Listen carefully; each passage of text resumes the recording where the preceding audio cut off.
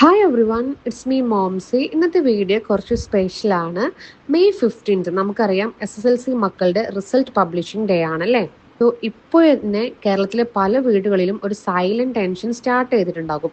പാരൻസിൻ്റെ ആയിക്കോട്ടെ, സ്റ്റുഡൻസിൻ്റെ ആയിക്കോട്ടെ, മൈൻഡിൽ ഒരുപാട് തോട്ട്സ് കടന്നു പോയിക്കൊണ്ടിരിക്കുന്നുണ്ടാകും. ഞാൻ ഫെയിലായാൽ, എൻ്റെ മകൻ ഓർ മകൾക്ക് മാർക്ക് കുറഞ്ഞാൽ, ഫുൾ A+ കിട്ടിയില്ലെങ്കിൽ എൻ്റെ പാരൻസിന് എൻ്റെ മാർക്ക് കണ്ടാൽ ഡിസപ്പോയിൻറ്റഡ് ആകുമോ, ബാക്കിയുള്ളവർ എന്ത് പറയും, എൻ്റെ ഫ്യൂച്ചർ എന്തായിരിക്കും ഇനി, ഇങ്ങനെയുള്ള പല തോട്ട്സും പാരൻസിൻ്റെയും കുട്ടികളുടെയും മൈൻഡിലൂടെ കടന്നു പോയിക്കൊണ്ടിരിക്കുന്നുണ്ടാകാം. എന്തുകൊണ്ടാണ് ഈ ഒരു റിസൾട്ടിന് ഇത്ര പവർ കിട്ടിയിട്ടുള്ളത്? കാരണം നമ്മൾ അറിയാതെ നമ്മുടെ ലൈഫിൻ്റെ വാല്യൂ ഒരു മാർക്കിലോട്ട് ചുരുങ്ങിക്കൊണ്ടിരിക്കുകയാണ്. അവിടെ നിന്നാണ് ശരിക്കും ഈ ഒരു പ്രഷർ സ്റ്റാർട്ട് ചെയ്യുന്നത്. ഒരു കുട്ടി പഠിക്കുമ്പോൾ നോളജിന് വേണ്ടിയല്ല പലപ്പോഴും പഠിക്കുന്നത്, അവരുടെ ഫിയറിന് വേണ്ടിയാണ്. ഫെയിൽ ആകരുത്, എൻ്റെ പാരൻസിനെ ഡിസപ്പോയിൻറ്റഡ് ആക്കരുത്, ബാക്കിയുള്ളവർ എന്ത് പറയും, ഇങ്ങനെ നമ്മളുടെ മക്കൾ ഫിയർ ബേസ്ഡ് ആയി ജീവിക്കാൻ തുടങ്ങുന്ന സമയത്ത് അവർക്ക് അവരുടെ ലൈഫ് എൻജോയ് ചെയ്യുന്നത് തന്നെ മറന്നു പോകും എന്നുള്ളതാണ്. സോ ഡിയർ സ്റ്റുഡൻസ്, നിങ്ങൾ മനസ്സിലാക്കേണ്ടത് SSLC ഇമ്പോർട്ടൻ്റ് ആണ്, പക്ഷേ SSLC അല്ല നിങ്ങളുടെ ലൈഫ്. ഇവ ഒന്നും നിങ്ങളുടെ ലൈഫിൻ്റെ അവസാന പോയിന്റ് അല്ല. പല കുട്ടികളും ഇന്ന് തെറ്റിദ്ധരിച്ചു വെച്ചിരിക്കുന്ന ഒരു ബിലീഫ് ഉണ്ട്. അവർ അവരുടെ വാല്യൂവിനെ മാർക്സിനോടാണ് അറ്റാച്ച് ചെയ്ത് വെച്ചിട്ടുള്ളത്. 90% കിട്ടിയാൽ ഞാൻ വാല്യൂബിൾ ആണ്, ഞാൻ ക്യാപ്പബിൾ ആണ്. 70% കിട്ടിയാൽ ഞാൻ യൂസ്ലെസ് ആണ്, എന്നെക്കൊണ്ട് ഒന്നിനും കഴിവില്ല. അങ്ങനെയൊക്കെയാണ് പല കുട്ടികളും ധരിച്ചു വെച്ചിട്ടുള്ളത്.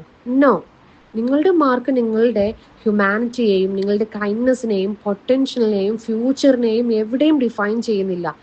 ഒരു എക്സാം മെഷർ ചെയ്യുന്നത് എന്താണ്? ഒരു പെർട്ടിക്കുലർ ഡേയിൽ, അല്ലെങ്കിൽ നമ്മൾ ഇതുവരെ പഠിച്ച് 10 ഇയറിലൊരു പെർഫോമൻസ് ആണ്.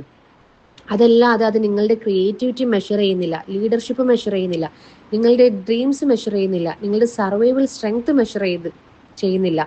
നിങ്ങൾ നോട്ടീസ് ചെയ്തിട്ടുണ്ടോ, നമ്മുടെ സ്കൂളിൽ ആവറേജ് എന്ന് വിളിച്ച പല ആളുകളും പിന്നീട് സക്സസ്ഫുൾ ഓൺട്രപ്രണേഴ്സ് ആയി മാറിയിട്ടുണ്ട്. സൈലന്റ് ആയിരുന്ന, ഒന്നിനും ആക്റ്റീവ് അല്ലാതിരുന്ന കുട്ടികൾ പിന്നീട് ഇന്റർനാഷണൽ സ്പീക്കേഴ്സായി മാറിയിട്ടുണ്ട്. പഠനത്തിൽ വീക്ക് എന്ന് പറഞ്ഞവർ ഇന്ന് പല ഫീൽഡിലും ബ്രില്യൻ്റ് ആയിട്ട് പെർഫോം ചെയ്യുന്നുണ്ട്. എന്തുകൊണ്ടാണത്? അവരുടെ സ്കിൽസ് ഇംപ്രൂവ് ചെയ്തു എന്നുള്ളതാണ്.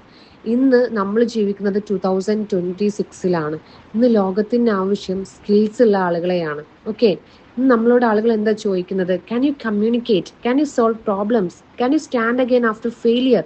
സോ ഇന്ന് സ്കിൽസ് ഉള്ള ആളുകൾക്കാണ് ഇന്നത്തെ വേൾഡിലെ ഇമ്പോർട്ടൻസ്.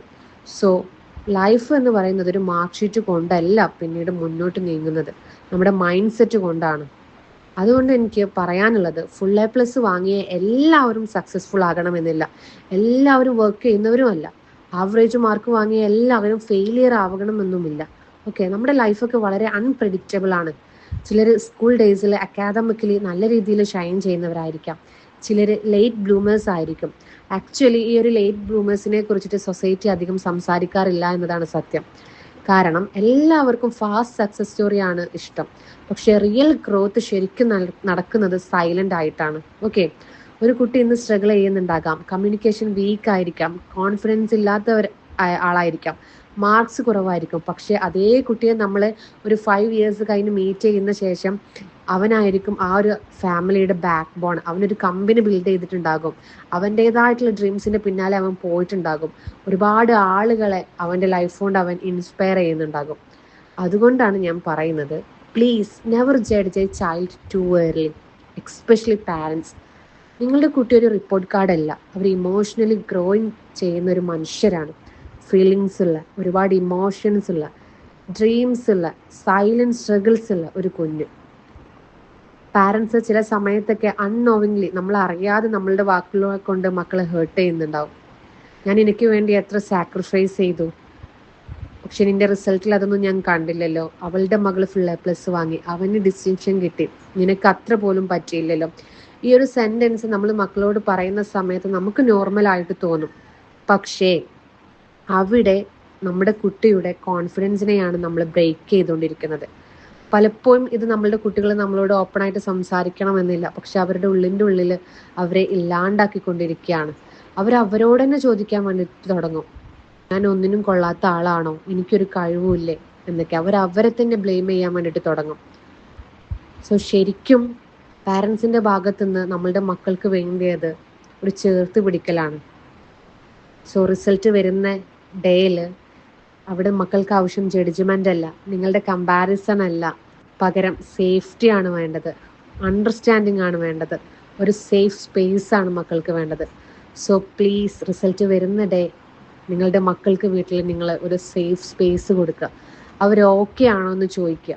ലോകം മുഴുവൻ മക്കളെ ജഡ്ജ് ചെയ്താലും വീട് മാത്രം അവരെ ചേർത്ത് പിടിക്കുന്ന ഒരു ഇടമാകട്ടെ.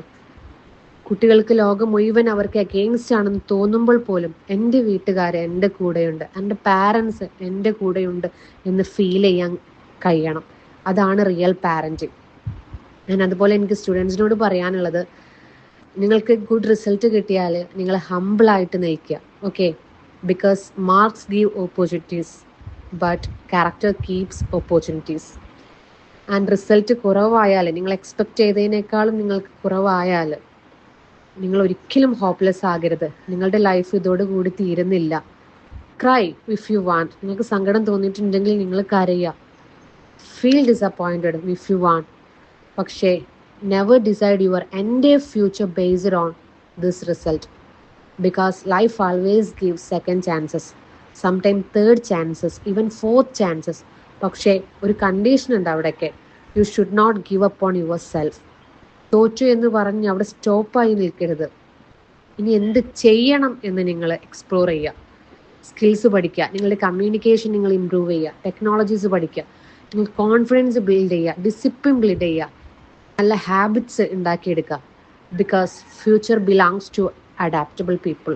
ആൻഡ് അതുപോലെ തന്നെ നിങ്ങൾ മനസ്സിലാക്കേണ്ടത്, പാരൻസ് ആയിക്കോട്ടെ സ്റ്റുഡൻസ് ആയിക്കോട്ടെ, നിങ്ങൾ മനസ്സിലാക്കേണ്ട ഒരു കാര്യമാണ്, ഓരോ കുട്ടിക്കും അവരുടേതായിട്ടുള്ളൊരു ടൈമിംഗ് ഉണ്ട്, അവരുടേതായിട്ടുള്ളൊരു ജേർണി ഉണ്ട്, അവരുടേതായിട്ടുള്ളൊരു പേർപ്പസ് ഉണ്ട്. So please remember this. നിങ്ങളൊരു റിസൾട്ടിനേക്കാൾ വലുതാണ്. നിങ്ങളുടെ ലൈഫിൽ ഇനിയും ഒരുപാട് ചാപ്റ്റേഴ്സ് ബാക്കിയുണ്ട്. And my dear parents, result വരുന്ന ദിവസം മാർക്സ് നോക്കുന്നതിന് മുമ്പ് നിങ്ങളുടെ കുട്ടിയെ നിങ്ങൾ ചേർത്ത് പിടിക്കുക.